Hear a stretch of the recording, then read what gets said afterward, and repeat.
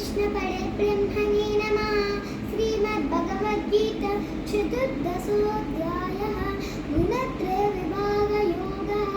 श्रीभगवानुवाच परं भूयः प्रवक्ष्यामि ज्ञानानां ज्ञानमुत्तमं यदि ज्ञात्वा मुनयः सर्वे परां सिद्धिमितो गताः।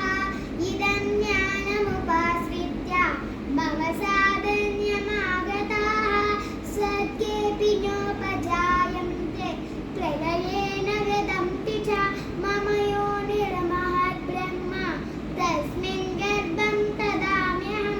सम्भवा सर्वभूतानां ततो भवति भारत। सर्वयोनिषु कौन्तेय मूर्तयः सम्भवन्ति याः तासां ब्रह्म महद्योनि अहं बीजप्रदः पिता।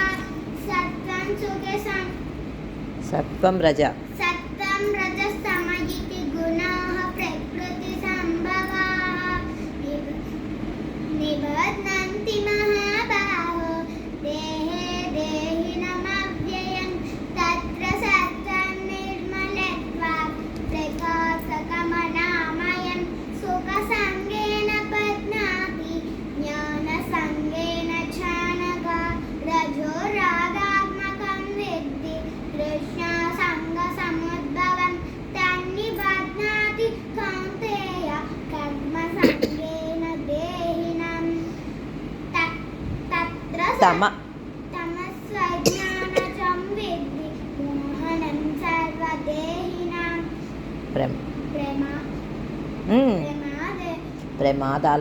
प्रमादालस्य निद्राभिः तन्निबध्नाति भारत। सत्त्वं सुखसञ्जयते रजः कर्मणि भारत। ज्ञानमावृत्य तु तमः प्रमादे सञ्जयत्युदा।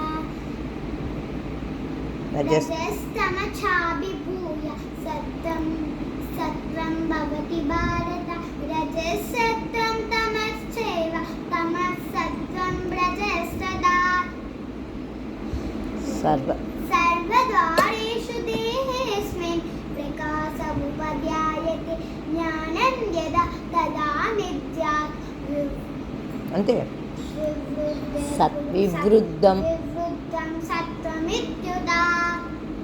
लोभः प्रवृत्तिरारम्भः कर्मणां समः स्पृहा।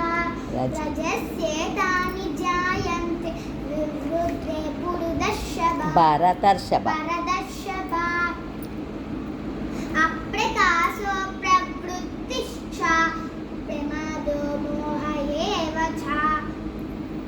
तमस्येतानि जायन्ते